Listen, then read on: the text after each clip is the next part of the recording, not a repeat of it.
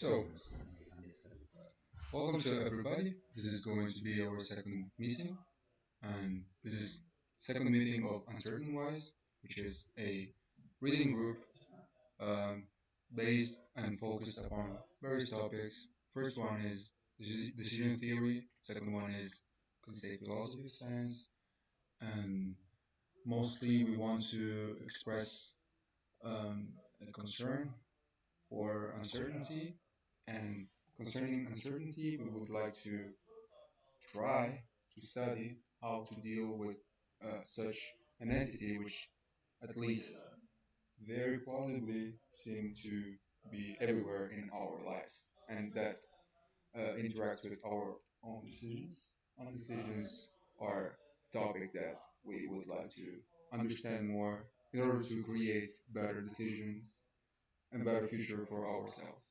So this is a talk that will be held by a colleague of mine, Luca Berruato, and it's going to be focused upon one article which has been written by John Elster. And yes, this is a very nice article. I think he knows better than me the whole content of the essay.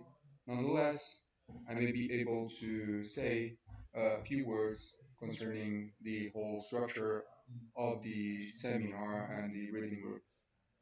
We think that one thing that is very important in a department and a sort of philosophical oriented approach is that you want to be as suggestive as possible and as critical as possible. So questions and answers will be very, very much, um, I mean, accepted, and we will try to make it as dynamical as possible.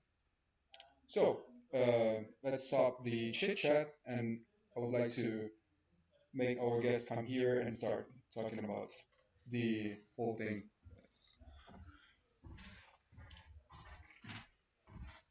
Yes, of course. Here I am. I'm Luca Belvato. The name you see is mine. It was not my colleague's name, of course, because I'm presenting with my own laptop. So let's try to share the article with everyone. Okay, this. And now I have to. Okay, can you see the article? Okay, that's fine. Well, let's go to the article then. So, the name of the article is Toolbox Toybox Hard Obscurantism is in Economic Modeling. The main topic is obscurantism and especially hard obscurantism. We'll see in a bit what this means, but first we'll start with the first quotation. For those of you who have the file, I underlined the sections we're gonna read. And the first section is in academic debates, a more common term for obscurantism is bullshit. This, I believe, is very interesting, even though I think we can do one thing. Okay, yeah, we'll do this thing because I want to people also see my face while I talk. So we can do okay. It's bullshit. Why did I decide to underline this passage? Because I believe it's one characteristic of Elster's way of writing. That is, he does not moderate his words. What he wants to say, he says it without really having fear of causing controversy, I would say. I believe it's both a good thing and a bad thing. The good thing is, of course, that he does not give concessions to other arguments that he does not value as interesting. But the possible problem is that his depth of argument is a bit lower, since by trying to moderate in one's argument, you usually get a better argument, a stronger argument. And in this case, I believe it is not really the case. He often is too harsh on the topics he criticizes, and he also often is not that deep about in terms of arguments. His arguments are very simple and very usually superficial also sometimes, I would say. So it can be both a bad thing and a good thing. But before starting, now you can already see that he characterizes soft obscurantism. I believe we can talk a bit about obscurantism in general because I believe there can be a general definition of what obscurantism is. There is obscurantism is when something else is posed as a value as to be more important than truth. That is, when I'm doing a research, for example, if I have personal interests and those interests are more important than truth, then I am an obscurantist. An obscurantist. Because I am posing something as to be more important than truth itself, which should be the main aim of research. Then, of course, in the next chapter, in the next paragraph that I did not underline, but the main point is that some authors, some writers can be obscurantist by chance or by accident, not really as to wanting to be obscurantist. Actually, I believe it is the most common phenomena. There is, I would say, a very small number of authors that are obscurantist by will, but usually they are not really obscurantist by will, but they are explicit in saying that there is something more important than truth. But if we restrict the field to obscurantists by will, I believe the field is very small. But let's go on and characterize the difference between soft and hard obscurantism. Uh, Elster says soft obscurantism. The best way of characterizing this cluster is by extension. It includes postmodernism, subaltern theory, queer theory, deconstruction, psychoanalysis, functionalist exploration, which is kind of particular, multiculturalism, structuralism, and several others. Beyond the weak or strong disregard for truth, these schools or movements have so little in common that a definition by intention seems impossible.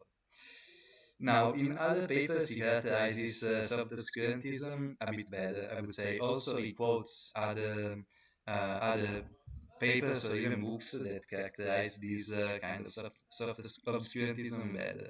What is usually a constant of soft obscurantism, apart from being an obscurantism, is that usually these kind of thinkers form a group and then they further the language of the group. What I mean, for example, let's say someone is a Heideggerian.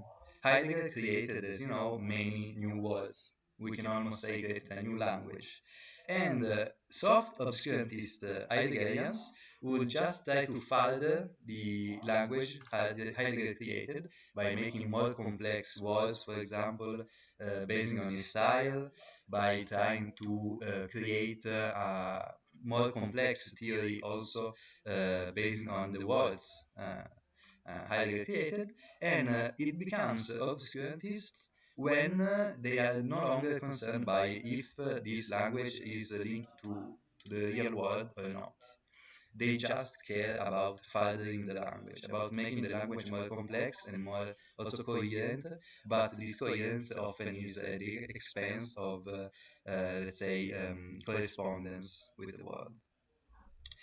I would say that this can be a good characterization of soft obscurantism. There are other phenomena in the schools he quoted. For example, I would say some of these schools are obscurantists in that they are more political movements, and so they make politics in front of truth. They believe politics and activism is more important than truth. And so, for example, they will disregard empirical evidence when it may, in some interpretations, go against their political agenda. This is another kind of soft obscurantist, but I believe the strongest characterization of soft obscurantism comes in a bit. Let's continue. So far, bullshitologists, which are of course those who study bullshit, have not focused their attention on hard obscurantism. The term hard is vague, but points in the direction of quantitative, mathematical, computer-based or formal analysis. And here is the difference between soft and hard obscurantism. obscurantism.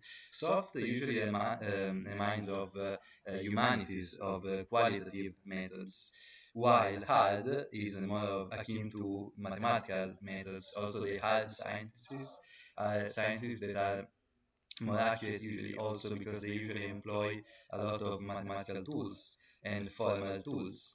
So the real, even though a bit general, more general than to what I just did, characterization of all soft obscurantism is obscurantism that has to do with qualitative methods. Of course, it does not characterize the soft obscurantism so much because it's not the main point of the paper. The main point is hard obscurantism. So let's go on and define this phenomena. In the broadest sense, hard obscurantism can be found in a number of academic disciplines. I believe that analytical philosophy and linguistics sometimes exhibit pointless or excessive formalism. Much work is model driven, not word driven. This is the main quotation about this paper. Hard model driven, not word driven. I believe it is the most important quotation because it is precisely what Elster means when he talks about hard obscurantism. He means that these excessive formalisms come to the point of only wanting to further the model, to make the model more coherent, more deep, without really thinking about if the model is depicting something in the real world. So, when we talk about hard obscurantism, we are talking about a phenomena in which there are models, the only point of which is to be models, basically. Not to be models of the world, but to be coherent models, independently of if they are realistic, true, or false, or irrealistic, of course. Let's continue. These disciplines are not, however, my focus here is talking about analytical philosophy and linguistics. I should consider hard obscurantism in the social sciences, notably in economics and in the increasing body of political science that relies on economic models. So we'll basically talk about social sciences. Social sciences inspired by economic models. Uh, Economic models, rigorous mathematical economic models, we would say. Now, the next section, I believe, is a bit outside of the point of the paper, but I believe it's really interesting, so I will read it. Before I proceed, a comment on the relation between the two forms of obscurantism may be in order. Historically, the introduction of quantitative or formal modes of analysis may have been a reaction to prevalent forms of soft obscurantism. Analytical philosophy arose to some extent as a reaction to the perceived soft obscurantism of continental philosophy.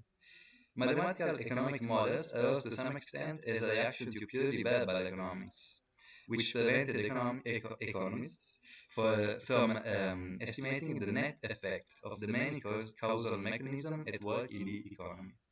Many of these reactions were salutary, yet, by virtue of psychosociological mechanisms that I shall not consider here, but see first the other articles from 2009 and 2012, the models often took on a life of their own and became increasingly dissociated from their original aims.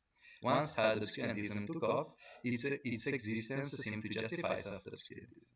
I will not really comment this passage because it is not the point of the paper, but still I believe it is really interesting, and I decided to read it because it goes a bit about the story of this true obscurantism and the actual, let's say, the current relationship that is between them. That is one kind of justifies the other, and just like in politics, one extreme justifies the other, and so we should try to be basically in the middle, to have a, let's say, commonsensical middle between the extremes, and just to see what the extremes underline about reality and how can we make those questions about reality more treatable in a non-extreme way, I would say.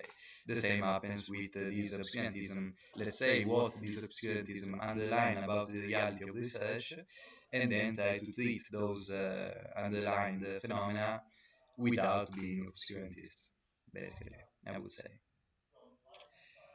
To characterize hard obscurantism in the social sciences, let me once again begin with an extensional definition. The case I consider in this article is, as in the title of a book by Green and Shapiro of 1994, that usefully supplement my analysis, pathologies of rational choice theory. I want to emphasize, however, that I believe rational choice theory in general and game theory more specifically have immense conceptual value. We will see this conceptual value in brief, but why did I decide to underline this section? Because, first of all, against an extensional definition, again, it does not tie, which will be tried later, but in some way has already been done because we could say that the model-driven nature of these phenomena, instead of being world-driven, is a definition good enough. But then again, I an extensional definition, which of course is a weaker definition than an intentional definition. This can something is something that can be said about this paper, but also it focuses on rational choice theory. Why? Also in this paper, it focuses on rational choice theory, especially in the section I decided to treat because in the second section he gives a brief introduction of rational choice theory and a critique, of course, of rational choice theory from its fundamentals. And while in the third section he tries to criticize some of the application of hard obscurantist models in real world in different disciplines. It is really interesting. I advise you to read it, but we will probably not have time to read it today. And but why rational choice theory? Because rational choice theory is in some way what is common amongst all these kind of hard obscurantism, because it is a formal theory about human rationality, and we could say about human nature actually, because rational choice theory presupposes something about human nature, and we could say that every other formal model, both obscurantist and not, is in some way based on some form of rational choice theory. So, by criticizing rational choice theory, it does not rule out completely the possibility of having formal models in social science. That's welcome.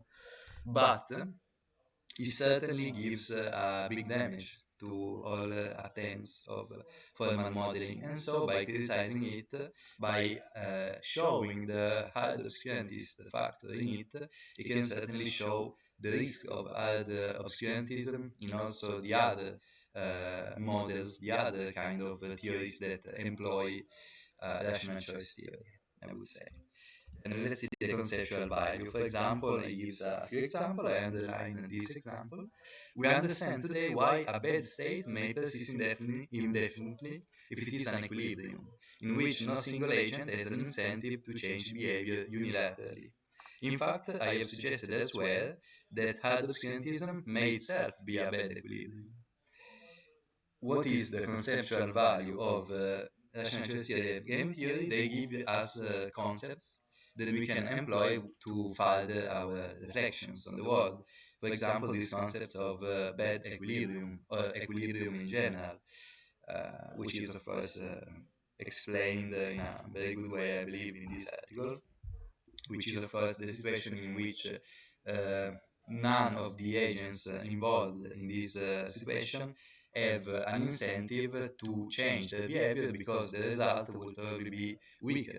For example, in the famous prisoner dilemma, the only equilibrium is that of both defecting. Why? Not because it's the best result, in fact, it is a bad equilibrium because both participants suffer the consequences of their action, but because if any of those chose to collaborate, he would get a worse situation out of this than the one defecting. So the only equilibrium is both defecting because for whoever to change his behavior would be to have worse, what to be worse off, basically.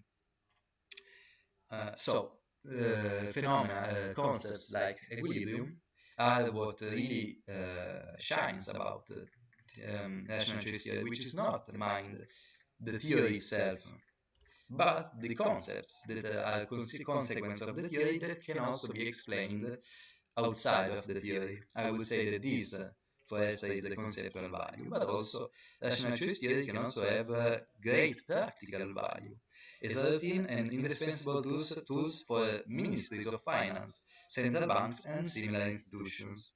Assuming that consumers and producers respond rationally to incentives, institutions can set interest rates or tax rates to achieve socially desirable goals.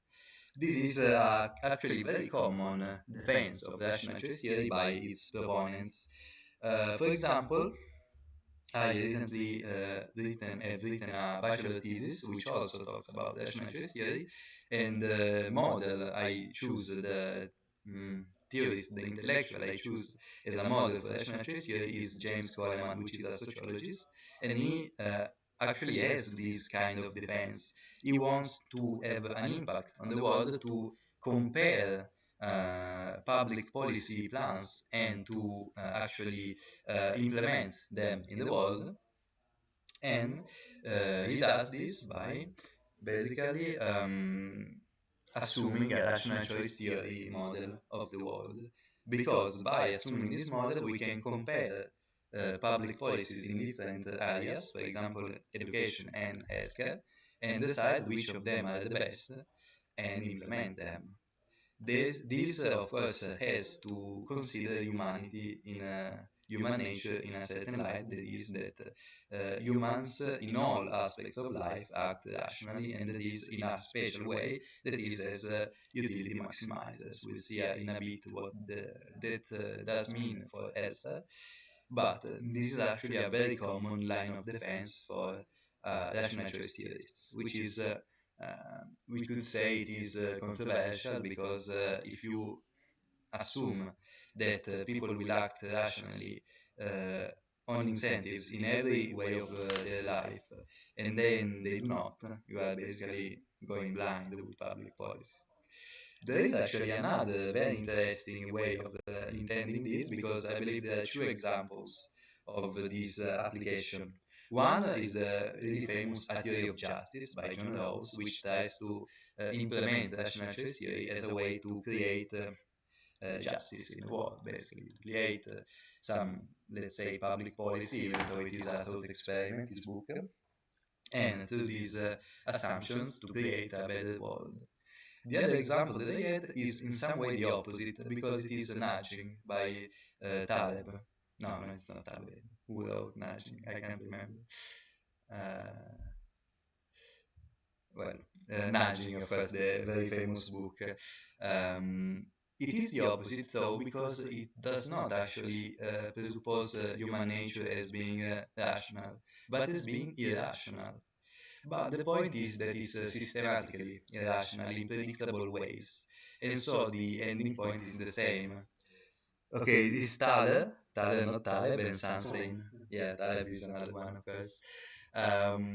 Okay, and so the point is, of course, that by analyzing irrational people, you can also compare different public policy plans and implement them, but in some way it is the opposite.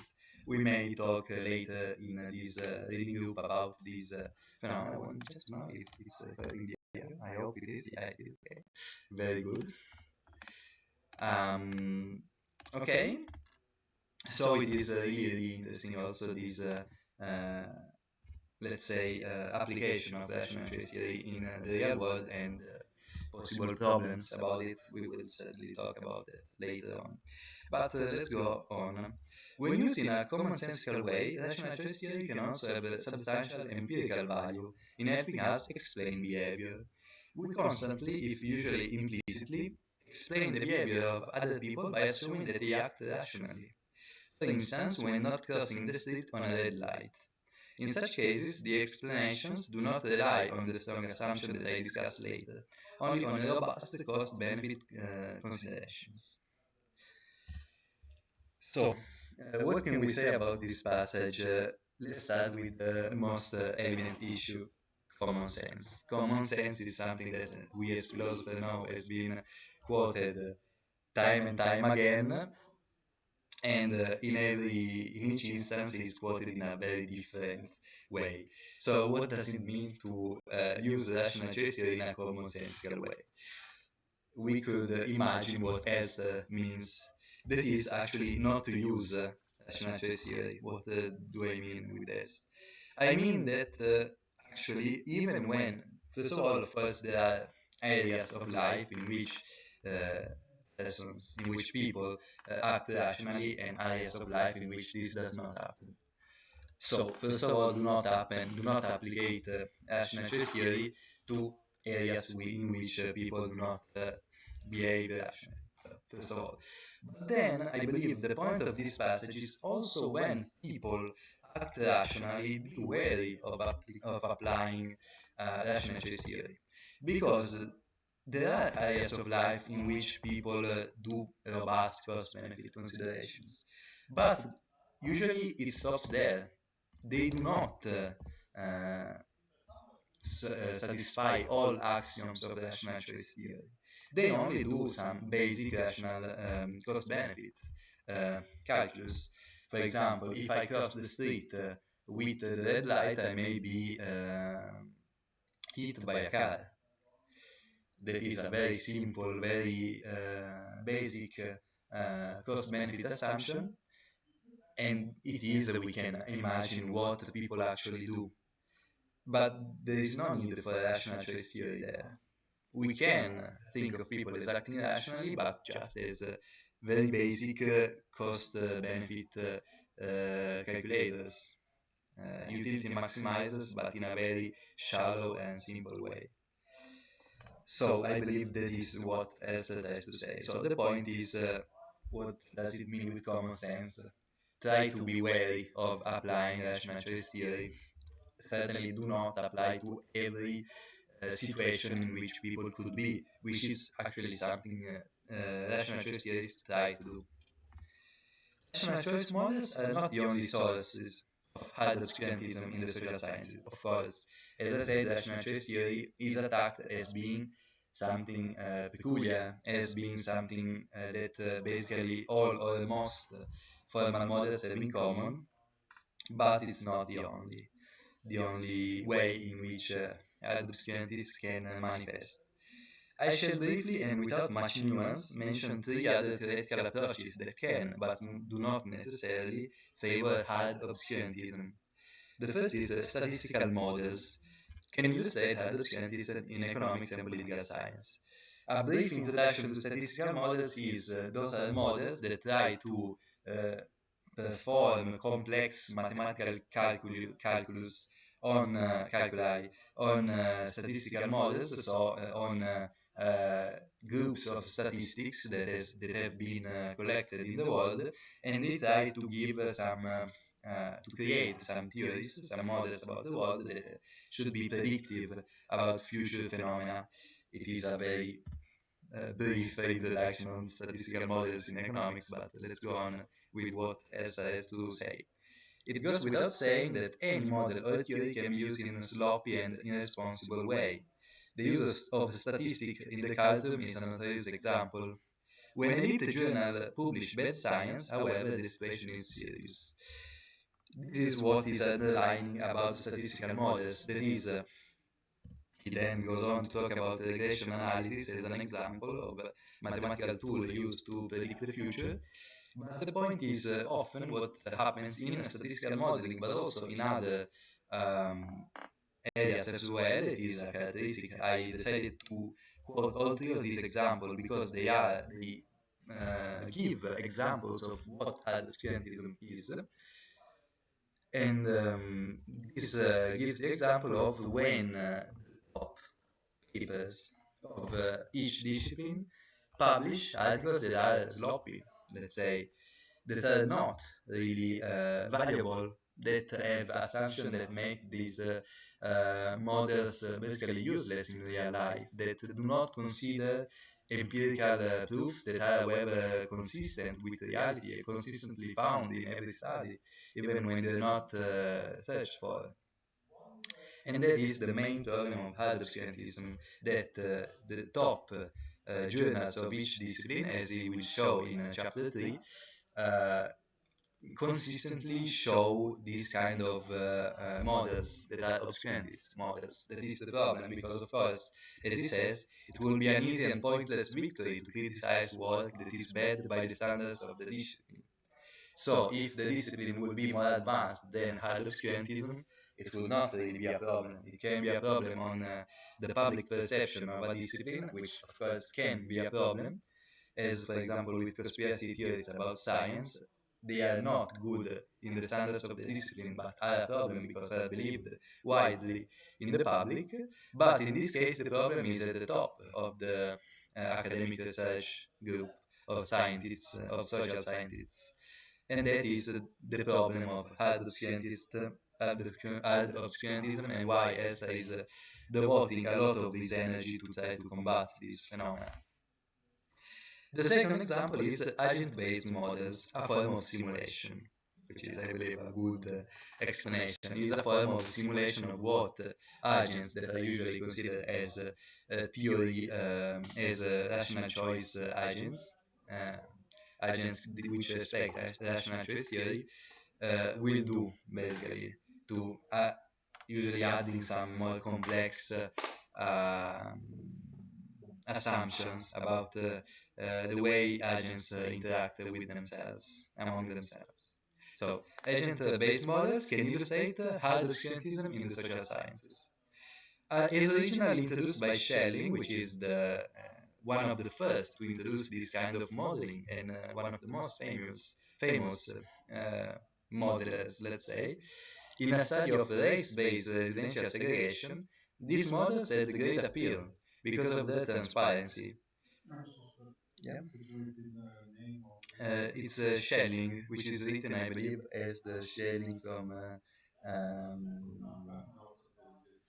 It is not, because the article is from 1971, but the name is the same. So probably a far descendant, let's say. So one could follow step by step the mechanism by which individuals who prefer to live in a mixed neighborhood, but wish that a majority belong to their own race, make residential choices that lead to complete segregation. So what was appealing about this model? It was pretty simple, extremely transparent, because there were few variables, and the value that those variables could obtain were few and well defined. And um, it was simple. While, as it says, more recent models are more complex and highly opaque, as they usually have many parameters which can take on many values. One can fiddle with the settings to get virtually any outcome. That was not the case of Schelling. When Schelling defined these parameters, it was then clear what would have happened. While in these more recent agent-based models, usually parameters are so general, so various in the values they can obtain, that basically every possible prediction is contained in these articles. And of course, as we would know as philosophers of science, that is not good science. The theory that can predict everything and the contrary is not a good theory. A theory should predict only few possible phenomena, and of course that leaves the theory to be falsified, as Popper said, and that is the main point usually of scientific theory. Then of course falsification is not the most popular theory today in philosophy of science, but certainly it is something important to have. However, I believe everyone uh, would agree with me when he says that a non-falsifiable theory is not scientific.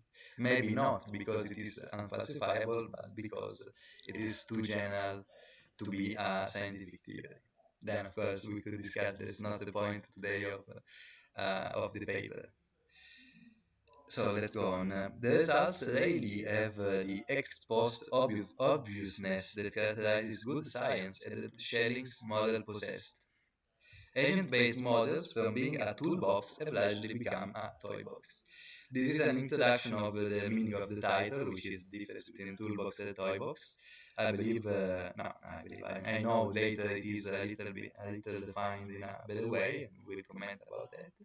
But what's important is, of course, While the first instance of agent-based modeling, which is done by Schelling, was obvious, had very few possible predictions that turned out to be true, and was extremely transparent. The next one, in order to be maybe more complex and so more appealing to more advanced scientists, have actually become basically irrelevant, have become model driven and not world driven.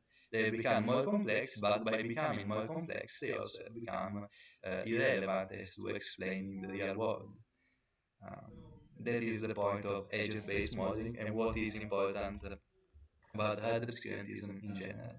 And then the third example is behavioral economics, which is a branch of research, let's say, that has been really important. I believe it has been started by Kahneman and Tversky, with especially Kahneman with his research, because he has gotten the Nobel Prize for this innovation.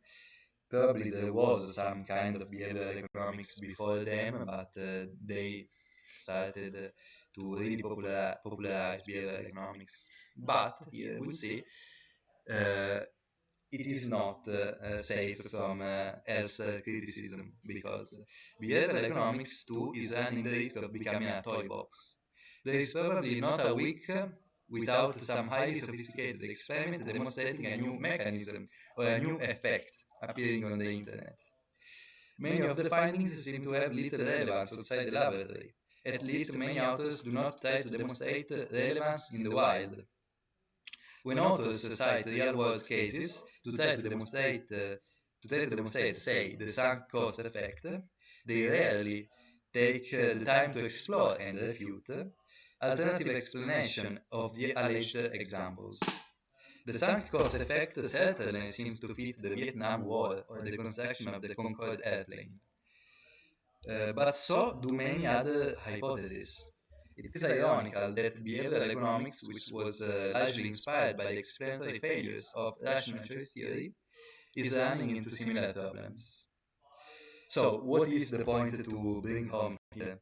It is, first of all, that not even disciplines that start as an attempt to resolve the problems of hard obscurantism are safe from the problems of hard obscurantism. We could quote Nietzsche as to saying, "When you gaze too far into the abyss gazes too far into yourself," or other similar quotations. But also, it is important because here, no, actually later, it is defined by the title of the book, so of the article, so we'll talk about that later. So what's the point? The point is that behavioral economics has become, as other disciplines, model-driven. They uh, come up with new effects that are usually in some way coherent with some previous discovery that was based on empirical evidence.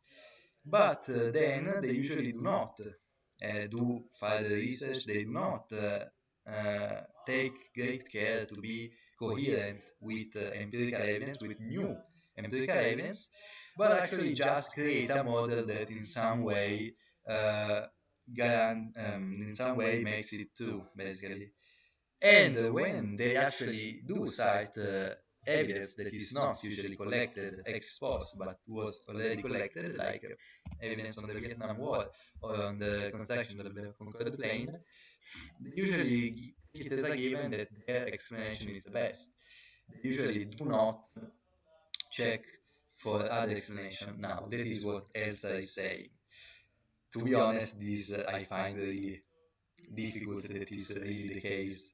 But of course, that's not the point of the paper. We'll try to be as close as possible to Elsa's argumentation, and then of course this paper, even though I generally tend to agree with this paper, it is one of my favorite papers ever that I have ever read. It is why in the first meeting I present a paper, I decided to present this one. But still, it leaves a lot of things to be desired. Basically, it gives a lot. Yeah. I would like to make just a brief observation. Yeah. The thing is that you may have, as long as I can see, two processes, Yeah. right? You go from world-driven Yep. theory Yep. to a model-driven theory, which to Elster may be a sort of pejorative Yeah, way of of doing course. science. Yes. But then you may have a sort of development Hmm? inside of the model, and then you may want to say, well, we want to run the risk, Yeah. and then we we built, we developed the model, and now we really try to go back to the world and see whether or not the theory holds again. Yeah. That is a way of like going in and out, and from out you go back to in the inside. Yeah. Uh, that could be a method in general to see whether or not the theory is a good scientific theory. The problem is that I find it hard to distinguish the boundaries Hmm. between when a theory is world driven versus when a theory is model driven.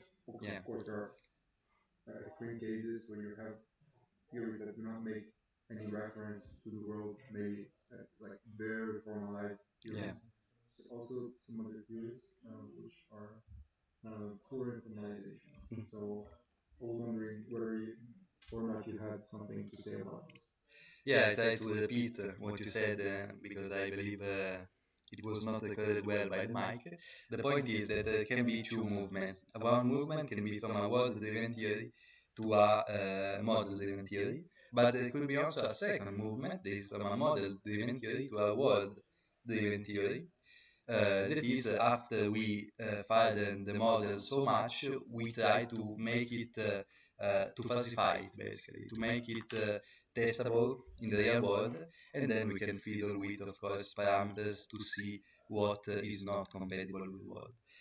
And then, of course, there was a comment on the limit of world-driven and um, model-driven. What is the line between them?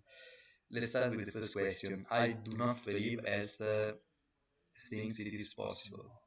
I do believe that Esther thinks that when some model becomes model driven, that we'll see in a bit what I believe he means with that, uh, it is basically lost. Because when it starts to detach itself with reality, then the incentives are just not there to go back to the world. Because the model can be damaged by the confrontation with reality, I would say. And so the point I believe is a point of incentives. As he says, this is a bad equilibrium because no one in this situation has an incentives to go back to go to do something else. And the point I believe is this one. Those researchers base the success, the salary, and everything on the model being true and being, like, let's say, complex, coherent, and stuff like that. And so I believe it will be very risky to confront it with reality at this point. And so I believe Esther would say maybe not that it's impossible because just because it has never happened, it does not mean that it could not happen, and it could be a possible solution because you cannot just delete complete disciplines. You have in some way to rehabilitate them, and so I believe that would be a way to escape this um, bad equilibrium in which we have found ourselves. But still, it does not talk about this option, and I don't think he believes it is possible because of the incentives. Then, of course, there is the problem of the line. Uh, as I said, his argumentation is not that deep. And also, he's a sociologist, not a philosopher. That means that he usually does not give that much attention on characterization of the terms he uses. Uh, that is a problem in most sociology, actually, that is being found since, I would say, the 60s and 70s by Tilly, for example, that attacks Coleman, as I quoted in my thesis, that usually sociologists don't care that much about the characterizations of the terms they use in their works. And also there is the fact that I believe, as by being not scared by causing controversy, is not that interested in creating a more agreeable paper that is also by agreeing on some definition, a common definition of terms. So it is the problem of this paper. But in the third chapter that we will not read, there is some hints on what it means. Usually, in the third chapter, I will go briefly on this in the presentation of the paper. Usually finds that the theories he quotes, I will go to my favorite, which is the third, that is the world globe theories. What he finds is that they usually are not consistent with fundamental empirical evidence that we found, for example, in psychology. What do world globe theories say to assume is that people do feel better by doing good, and the act of doing good, of believing of doing good, is enough for them to be satisfied. Kind of they get a warm glow by doing good. The theory states that how much good you do is not important to feeling good. If I donate $2 to a clochard, it's the same as donating $200 at an association that gives food to homeless people. This is, of course, absolutely, this is a fundamental part of this theory, this one blows theory, but it is absurd. It is absolutely absurd. People do feel better when they donate $200 instead of they donate $2. This is why very rich people donate a lot of money. Bill Gates donates millions to causes, not just tens of dollars, because he feels a lot better by donating millions of dollars. And so I believe this is the line between world-driven and model-driven. World-driven theories, when they are presented with fundamental empirical evidence, that is evidence that is absolutely absolutely believed by everyone in a field of research, of empirical research, and has been found time and time again, also when not looking for it, uh, is world-driven. When a model that goes against this fundamental empirical evidence, I believe, is a model-driven model and not a world-driven one. That I would say is the characterization, but as I said, this characterization of Elster leaves a lot of things to be decided. So as a philosopher, that is a very good counter-argument paper. Thank you for the question. So should we go on? Do you have other observations? I would like Yeah. to further the issue because it's Okay. quite Yeah. interesting. Yeah, it is very. Um, you can think of just to maybe fantasize, but I mean it's quite plausible in a sense. What I'm going to say, like you can imagine sort of a falling object, right? Yeah. You imagine a theory which is in the first time it is just worldly driven, Yeah. so it has a foundational major component from driven out of empirical evidence. Yeah. But then there is a sort of regression of that theory where it falls in sort of a model-driven environment Yeah. where I mean you cannot recollect the evidence that seemed to be furthered from the development of Yeah. the theory itself.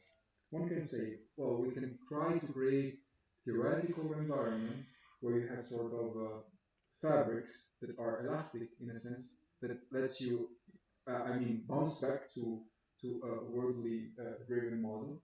I do not know how, Yeah. but maybe linguistic devices or something like that, so that you go back to you had the regression and then you have a progression back to the desirable worldly driven theory. I don't know. Maybe you have some ideas on how to do that, and that's a way to for the whole question, the whole issue at stake. Okay, so I repeat the question. That is basically a continuation of the first question of before. That is, let's picture like theories as falling object that when they are not falling, they are completely world driven, and then they fall and become more and more model driven. we could imagine a kind of trampoline that make them bounce back as being world driven, kind of maybe a linguistic device that will allow to make them again world driven. That is an extremely complex question. I do not know if I have an answer to that. I cannot imagine at the top of my mind some device that could resolve it. Certainly, Esther does not imagine that. He does what many philosophers do, even though he is a sociologist. That is that not really interesting behavior of just criticizing. It does not give constructive criticism in the sense that it does not have a past consequence, let's say, and that is a bit concerning, even because he seems to be really passionate about it. But also, I believe it is extremely complex, and there is not an easy solution. By maybe underlying the problem, other people could find a solution. I do not know if they have. Certainly, it has to do with I don't know, some limitations about on formalism. Maybe we should be wary of an infinite ways of think or an infinite number of things that formalization can say, because reality there is some physical impossibility that is often not pictured in logical language that only has logical impossibilities. So that could be a possible way of resolving the problem, that is to create a more realistic logical language that takes physical impossibilities into account.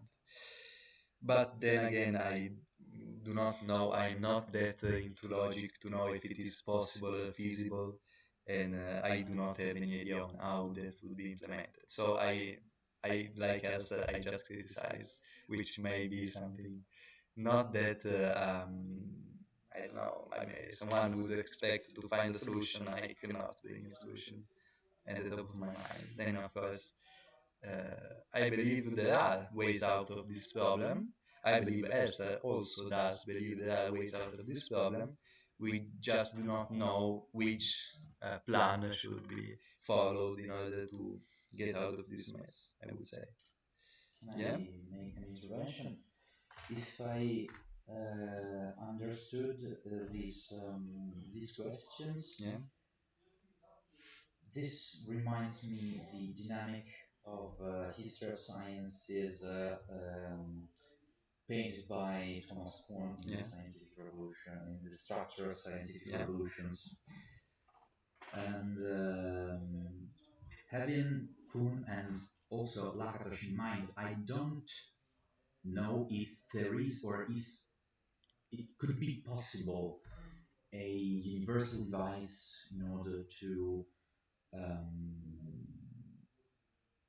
um, protect a theory by becoming too formal, too abstract, too detached from the Yeah? real world. But I think that actually sometimes when a new theory arises, as Lakatos underlined, as scientists think that their theories are too complicated, too obscure, Mhm.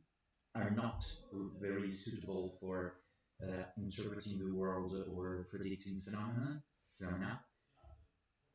Well, I think that actually something changes.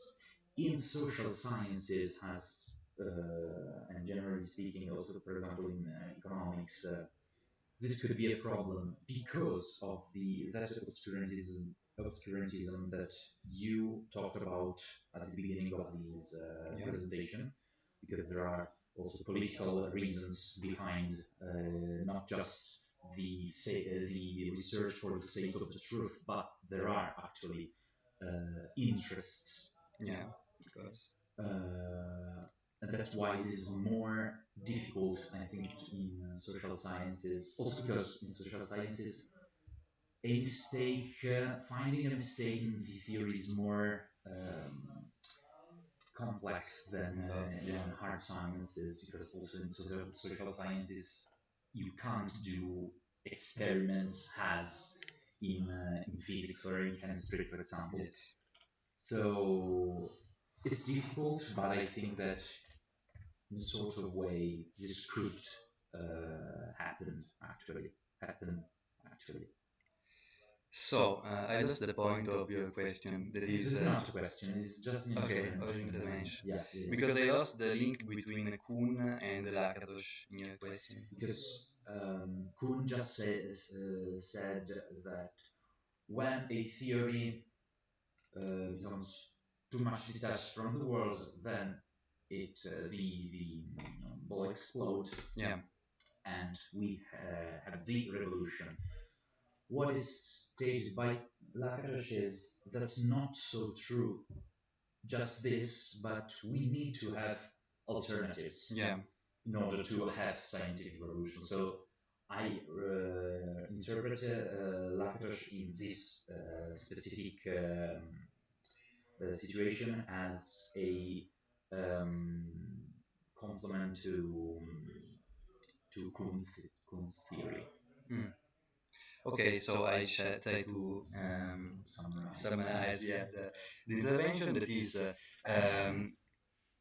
my colleague talked about Kuhn and Lakatos in this instance, and that is Kuhn believes that, of course, I believe you are familiar with Kuhn, otherwise I cannot explain in a few minutes. But the point is that when a theory becomes too detached to reality, there comes a revolution, a scientific revolution.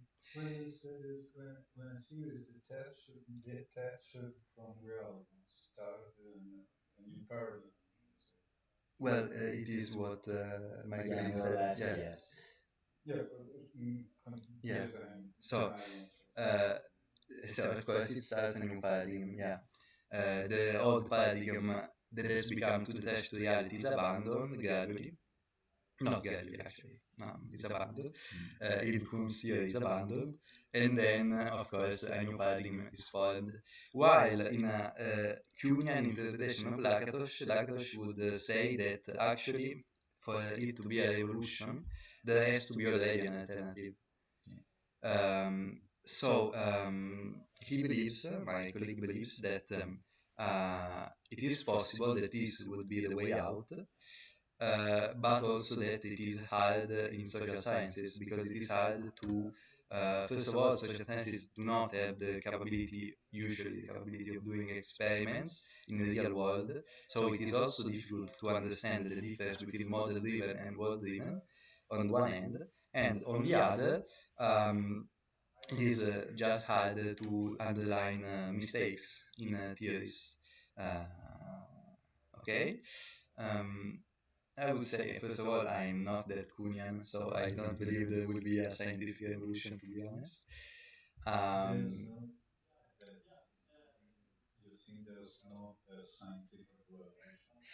well, I believe there can be phenomena that can be explained in a metaphor as a scientific revolution, but I find it hard to justify scientific revolutions in general. Usually there is not really some complete change in direction and in theories in science. It is very hard. There are sometimes really big changes, important changes, but they usually are not revolution if not as a metaphor. I believe this is the point. We can talk about revolution, but it's only a metaphor, I would say.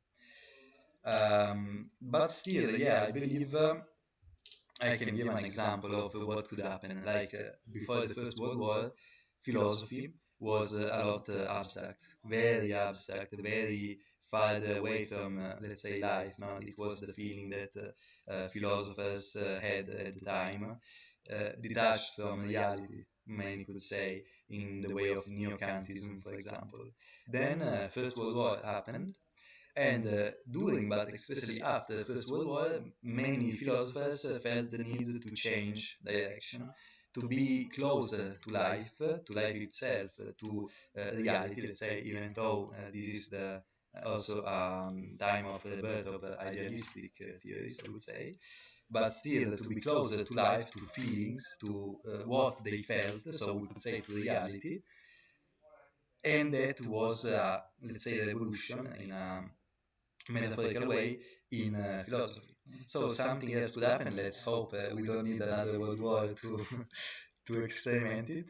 But yeah, it is actually a possible way out, and maybe it is the only way out as sees by criticizing so vehemently, so harshly these movements. Maybe he hopes that through a feeling of uneasiness and wanting to change, keep in mind that he is a Marxist, so he believes in evolution, in evolutions. Elster is a Marxist. Yeah, he's a Marxist, so he believes in evolution, and so probably with these harsh critics, he wants to instigate academic revolution, let's say, in order to abandon the actual current way of things. So I would say he's a Punian, and he probably would agree with you.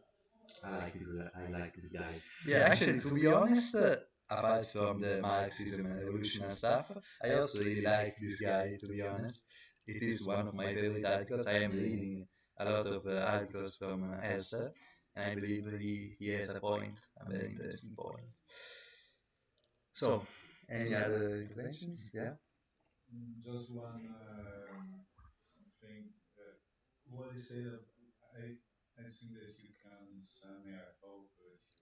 Yeah? Yes, yes, of course.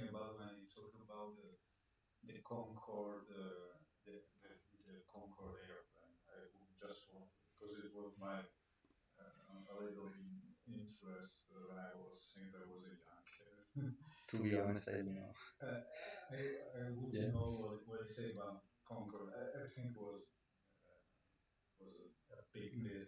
Yeah.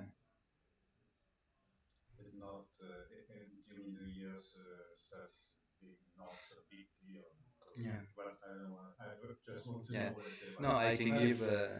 Yeah.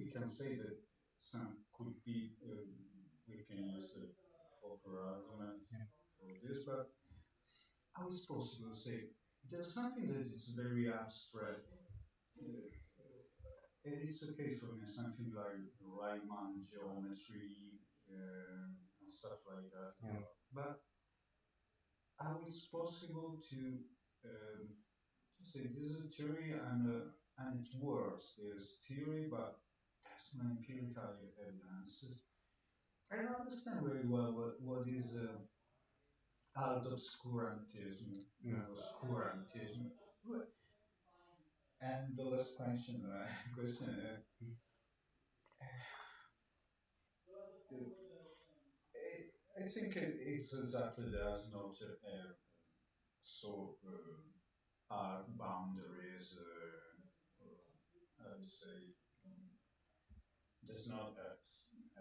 scientific revolution that start from point, and we can say now everything has changed, but everything is like a walk that becomes something like a new paradigm. But uh,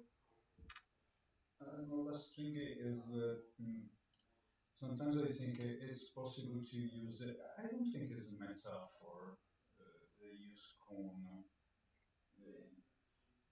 but sometimes I think it's we can say that we can use this this Kunyan argument for changing philosophical frame in the history of philosophy. Sometimes this is my Yeah.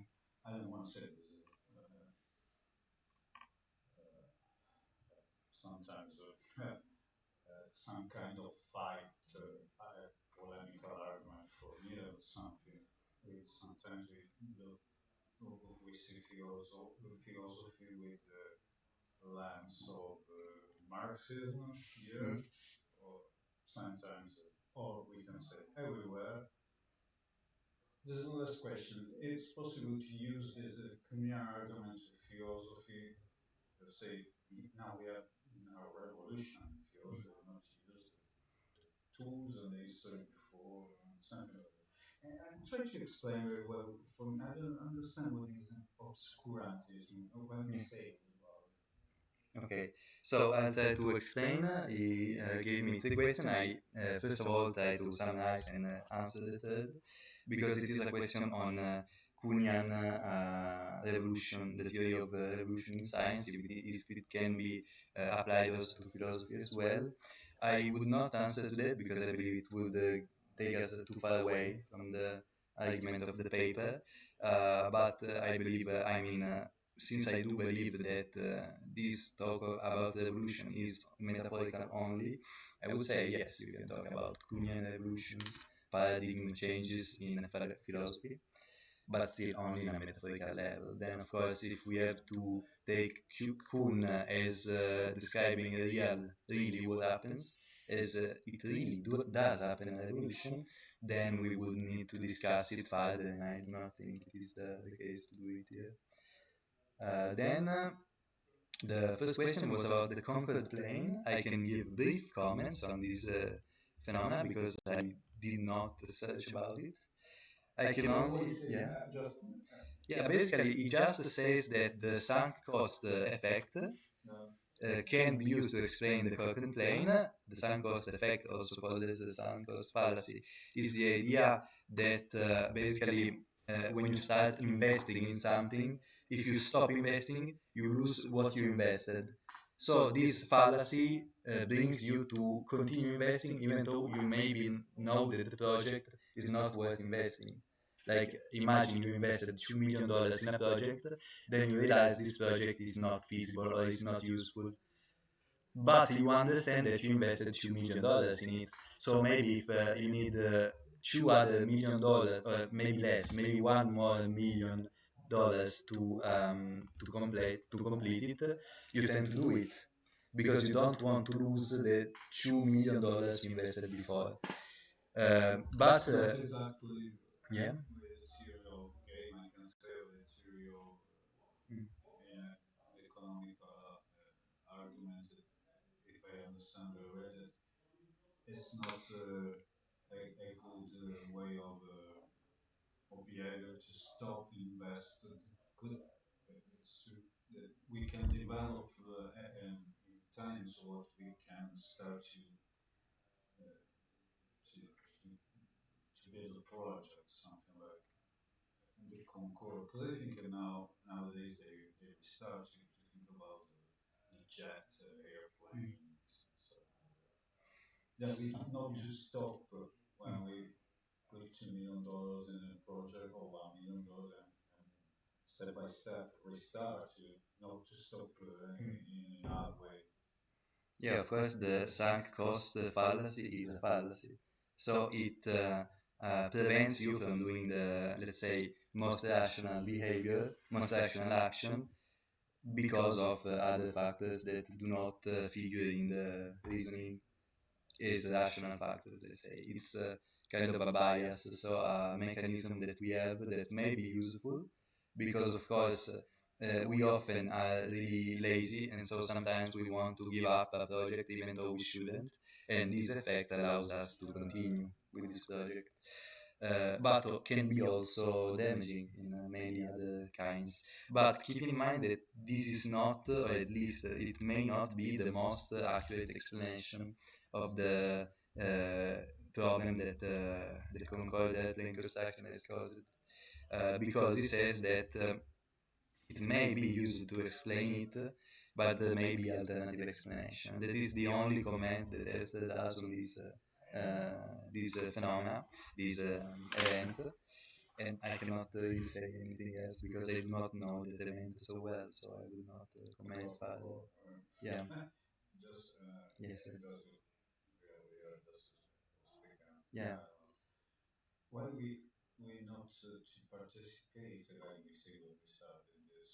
Mm.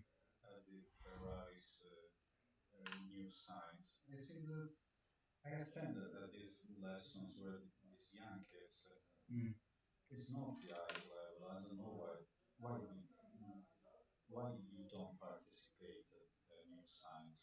Mm. Uh, we maybe discuss personally this fact because it's not really in some way relevant to this discussion, let's say. So the second question actually was about okay. So if you don't understand obscurantism, it is normal because it does not really explain what hard obscurantism is. I tried to give some characterization, but it is pretty vague. Like, it does not give a clear definition of it, it gives a definition by extension. So it says, for example, that many rational choice theories are hard obscurantism. Then there are these phenomena like behavioral economics, agent-based models, and statistical modeling that can be hard obscurantism, but it gives very brief description of those. Um, I try to give a general definition that is that it's when a model, first of all, it happens when theorists try to create mathematical models of a phenomena in reality. Uh, no, it is not, but it is a prerequisite. And then when this mathematical modeling becomes the point of the research, because at first this mathematical modeling needs to describe the world. It's created to describe something in the world. But then some psychosociological factors happen that make researchers only focus on the model, and they do not care as much as to whether the model explains something in reality. That is the point of hard obscurantism. So when I say model driven, I mean that researchers only care about, or only or mostly care about creating a more complex model, while they should, that is my point, the point of Elster, be more wary of explaining reality. And so when, for example, the model and reality conflict, they should abandon the model, not abandon reality. That is the point. I would make Yeah. a little observation Yeah. just to introduce elements in the discussion, which may be from people supporting the opposing view. Yeah. Uh, People that usually develop um, theories, models Yeah. that are quite evidently very detached from reality have, in many cases, at least the hope that somehow they have sort of fabricated a dress like a yeah, Yeah. where that in the future scenario something will be fit for that dress to be worn. You know what I Okay. mean? Just like people, they construct this architecture Yeah. in order for something, maybe in the future, to be able to fit in sufficiently well. Mm. That is, yeah, but I mean, yeah, but people that make complex models may think in that way. Even if we have a very different model compared to what we see in reality. We know that the model is based upon some evidence which seem for us to be relevant, and so we hope that sometimes, or even in the future, something major Mm. will change, something very relevant will change as well, and that will convert the model and adequacy to reality. I mean, it's also about making sort of hazards in life as a decision should be made. So I would say that it is feasible to think it in that in the long run. Maybe you have something that has not to be done in the short term. But I mean, if you had to make a decision, which is about your private Mm.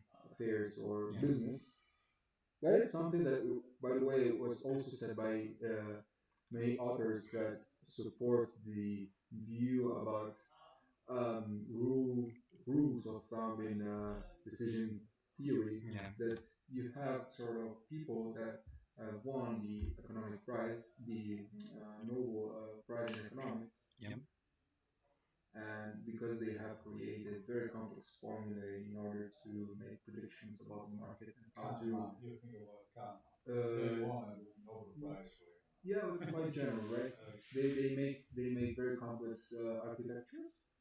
However, if you look at how they manage their own personal Yeah. affairs, they will not use complex formulae, but they Yeah. will stick to very simple ones. Because I mean, there may be like a multiple sort of layered structure, which you have. Okay, in the long run, maybe if we have a very you can afford to do that, then you can employ that very complex formula. But in real life scenarios, that's very unlikely that you have sufficient time, sufficient energy, sufficient space, and so on. Mm. So I try to summarize the question to also understand if I understood it well. That is, we can talk about this in two levels. That is the first level of, like, well, let's say, a normative side, a normative present side of rational choice theory. But then we can also talk about a future possibility about these kind of models. The present normative size is that usually people do not do these kind of calculations as complex as it is, um, because they cannot, basically. But maybe in the future, by constructing, you use the metaphor of this structure, and then address will be built to cover it. They build the structure because maybe in the future people could behave as in a rational choice theory. That is what you said. He will discuss little bit later this point because he, when talks about rational choice theory, uh, um, gets to talk about the fact of if people do not do this kind of calculation, what is the value of rational choice theory? He is a lot critical, of course. The conclusion will be that there is no value to these models, but it is really interesting to be um, to have this opinion. We'll see what in brief, in a very brief time, what he means, what he will say about this phenomena. But then, of course, it is an interesting question. To be honest, I am skeptical of this possibility also, as is. But what time is it? Okay, it's quite late, so let's go on a little bit faster to see what he says. So I was here. So a rough intentional definition of hard obscurantism, in answer to your question, is that models and procedures become ends in themselves, dissociated with the explanatory function. That is the point.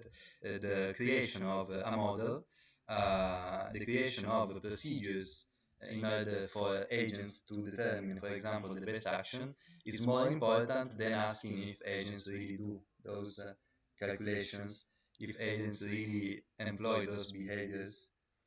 Mm, that I would say is a rough definition of hard obscurantism. The term, ecco, here, it explains the title. The term toy box that I use to characterize some instances of agent-based modeling and behavioral economics can be extended to some instances of rational choice modeling and statistical modeling.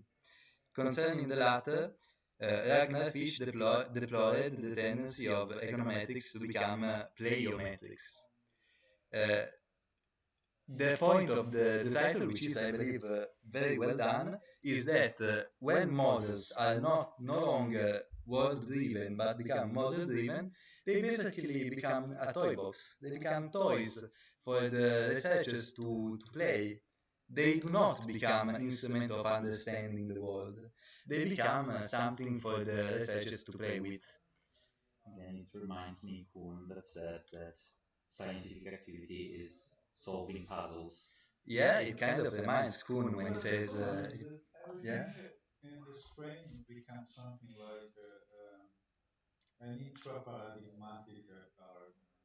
Yeah, it is.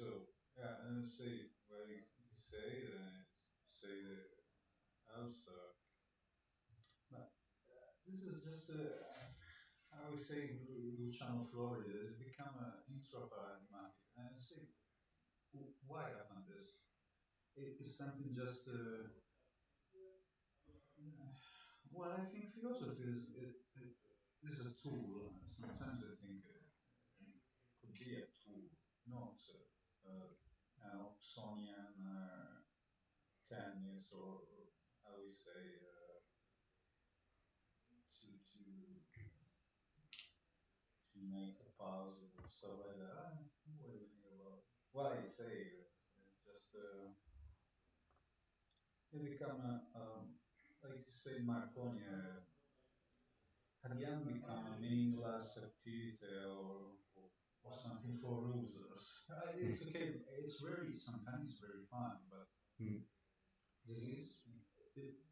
Yeah, that's actually the point of Elster, is that he deplores when it becomes a pleiometrics. He doesn't want the researcher to just play, to just have fun with theories. He wants theories to be useful, to explain the world. So he wants philosophy in general, sciences to be tools and not toys, of course. But the point is, he understands that most often it's the case that they are just toys. And in this article, he attacks this tendency. No, no, models become toys. Reality, of course, is something that has to be explained, and Elsa says that models should be tools to explain it, while often they become toys, so they do not care about being tools to explain reality, they become something to play with, to fill with fun. But an observation could be Yeah? made against Elster's point, which may be a more expensive argument, which Yeah. is, uh, let's say, inspired by Feyerabend's main argument, which is, so to say, if you have a bunch of theories which Yeah. are false, Yeah. which do not tell you anything about reality, so they're false. The contribution that they have is still non-null, meaning that there is some contribution to science from these theories. One can argue this is a contribution in order to sort of spotlight, highlight the theories that are good, right? So you give sort of freedom of research to all the researchers that may have even the craziest idea that will never work, but that will be helpful for science in general. But of course, it's more costly because you need to open many doors, which may be more difficult Yeah, of course. to hold as an expense. But I Okay. mean, it may be a way to tackle Husserl's argument in a sense. Yeah, it is a way. So I try to summarize the question that is, if we see this situation from a Feyerabendian, from the point of view of Feyerabend, we would understand that the situation is not that dire because you can have multiple theories, and every theory, even if they are false, does bring some value to science. Just like Mill said about, for example, political theories, that is, even if researchers play with these toys, maybe they can understand something. So this fiddling with variables can then become a tool. And as again, as you said, it can happen that after some model-driven modeling, it for some reason becomes a word-driven modeling only, maybe for some aspects, for example. I will uh, I will talk about a little bit about what is, I believe, some presupposition of Elster, because of course Elster would not probably be would not agree with this.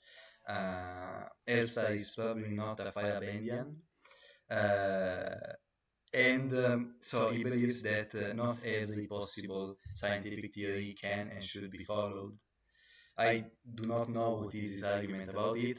For example, I would give an argument about costs, that is extremely costly to follow every theory, so we should have some discriminating method in order to understand which theories are best to follow. So the idea of a completely free science is extremely interesting, and it is a model that we should get closer and closer to, but we also have to understand, first of all, that our resources are limited, and so we cannot dedicate them in every possible project of the world, on the one hand, and on the other, there are other phenomena, like, for example, the public perception of science.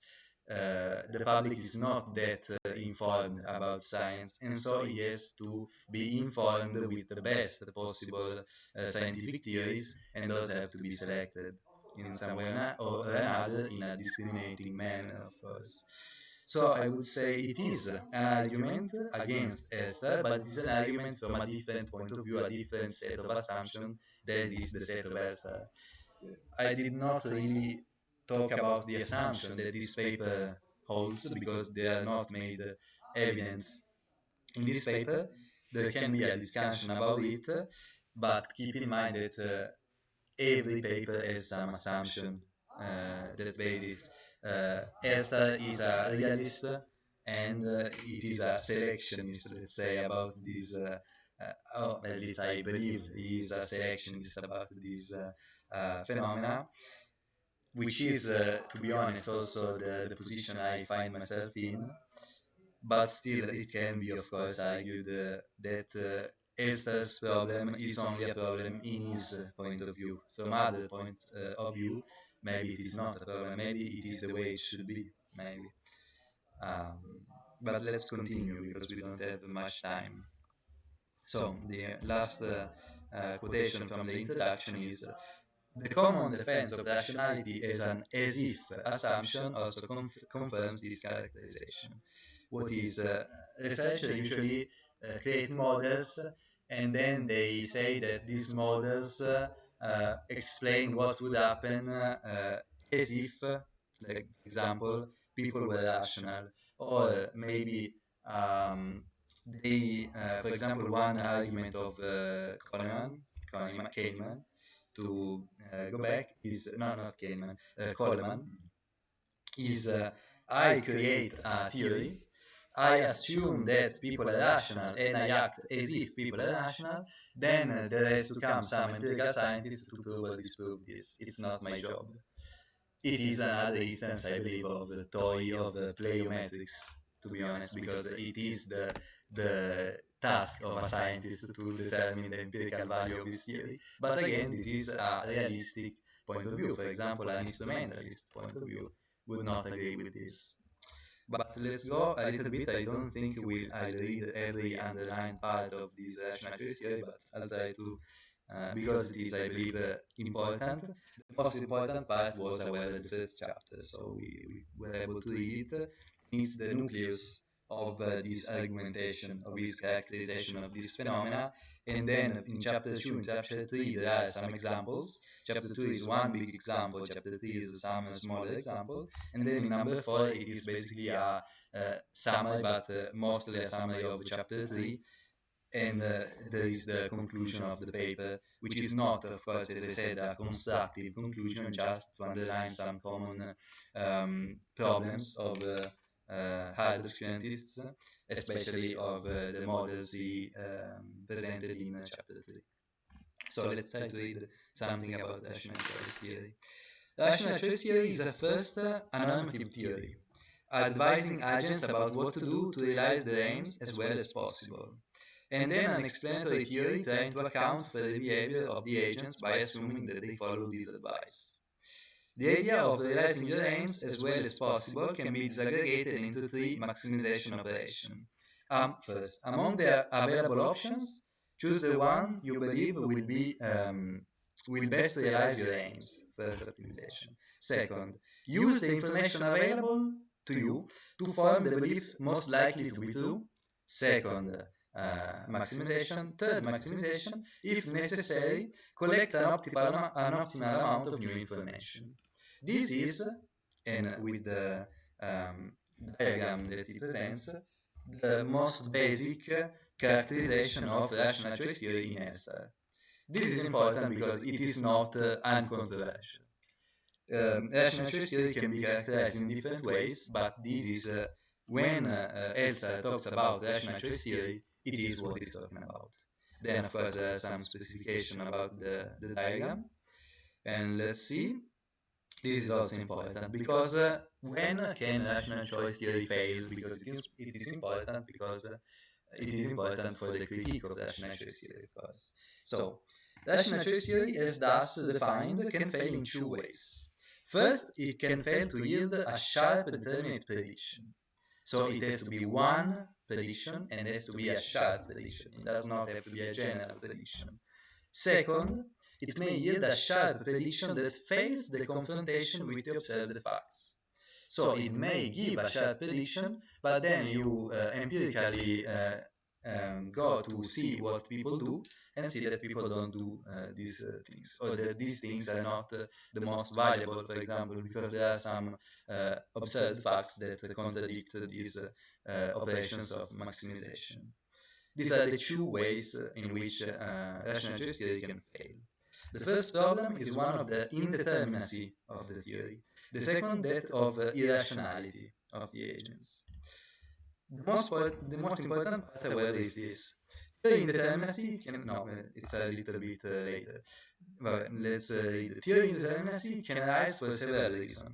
I shall distinguish three sources. An infinite regress in the determination of the optimal amount of information, that is, when you think about how much information the agent should have, you understand that you should have an infinite amount of information to know which information is useful or not. So it's basically an infinite regress. Then uncertainty, both strategic and cognitive limitation, because of course the failure to recognize these limitations is a form of irrationality. In some cases, rational choice theory cannot offer agents determinate advice about how much information to gather.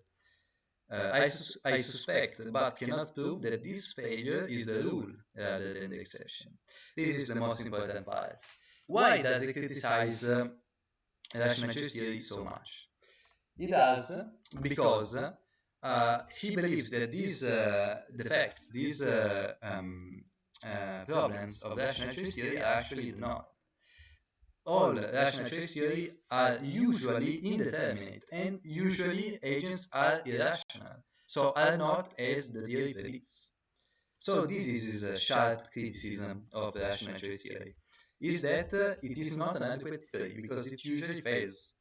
It's not the exception that it fails, it is the rules. Let's try to cut a little bit, but I believe the point has been said. But that is, of course, then there is the most important question, that is also what we see.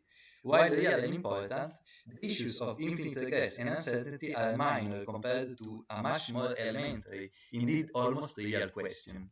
How can one impute to real-life agents the capacity to make in real time the calculations that occupy many pages of mathematical appendices in the leading journal and that can be acquired only through years of professional training? It is basically a question about will people be able to do this kind of calculation that rational choice theory prescribes them. Then it goes on to see some possible solution from this. We'll skip the first because it's mostly hypothetical. The second is that people have some ways of simulating rationality. The most common way to define it is through natural selection. So these theorists would say that natural selection prompts us to act as if we did those calculations, but then this option is dismissed with the conclusion that I conclude that appeal to selection is pure hand waving. So it's basically useless. There is no hope whatsoever that the simulations could mimic the models all the way down to the mathematical appendices. So even if there are some small imitations of rationality as rational choice theory predicts, there is no way it is a complete simulation. Then the defense is that errors cancel out in the aggregate. So if you take a society, not just one person, irrational errors would be mitigated by other irrational errors in the opposite direction, and that would create a rational society, let's say. This is an argument, for example, to sustain the usefulness of rational choice theory as a public policy setting. But then, of course, there is no reason to that these phenomena will work with complex equations. And then I believe this that this is the last line of defense. Yes, this concludes my discussion of modeling determinacy. And then he goes on to talk about the rationality of the agents, and he lists a lot of proofs, a lot of effects that have been empirically observed that prove basically that the actor is irrational. Human actors are irrational. And so the rational choice theory, by assuming human nature as to being rational, fails at the start. Let's read the last lines of the second chapter and then we're over. Confronted with apparently irrational behavior, economists often try, sometimes successfully, to make sense of them in the rational choice framework. Some cases of revenge are probably rational reputation building. Some cases of addiction may be rational self-medication, and some suicides may be rational self-euthanasia. This is clearly joking, of course, at this point. At the same time, yeah, I dissociate, of course. At the same time, some revenge seekers have a urge to act immediately, rather than bide their time to increase the likelihood of success. Some addicted smokers persist because of their wishful thinking about the dangers of smoking, and some people commit suicide when they are overwhelmed by shame, and the shame causes them to believe irrationally that it will endure forever. So I would like to wrap up this last line to say that basically what is the point of this second chapter? That rational choice theory fails. Fails to what? Fails to give sharp explanations, sharp recommendations of actions. Fails to give sharp recommendations, sharp predictions of what the agent will do, and fails to create a realistic form of agent, of human agent, a realistic description of a human agent. And then, of course, with this last line, which are really interesting, he says that yes, you can always have ad hoc assumptions to say that yeah, rational choice theory does not appear to work, but maybe it does. But also, those are very weak defenses. The strong defenses, as things are defeated in this article. Is it really the case? He thinks it is. Of course, we could discuss here, but it's almost time to get over with, so we may discuss it in person, but still. I decided to read also this, first of all, because as I said, a critique of rational choice theory is very important in the economy of this paper. And then because you can see a little bit better what is hard obscurantism, what are the main sources of hard obscurantism and why he believes it is a problem. We had to go a little bit faster in this second chapter. I advise you to read it all because it is really interesting. And then, of course, I advise you to read also the third chapter, and then the fourth is basically a summary of the third. So, this is it for this meeting. I hope you enjoyed it. I hope it gave you food for your thoughts. And then this will be the last meeting for this year in person. We will organize other meetings at a distance using various methods that we try to use this time and maybe failed. I don't know. We'll see. But then again, we will continue to do these meetings even when, if not in person, but we will try to do in person next year. So to recover this in-person setting, because we believe it is really important to see each other face to face, to discuss face to face, and it gives also a better atmosphere. So we'll try to start again with meeting in person, but not in the summer, maybe from September or October. We'll see what we can do. Everyone which is already in the mailing list will receive, of course, updates about this, and so we can conclude it in this way. Thank everyone for being here. Okay.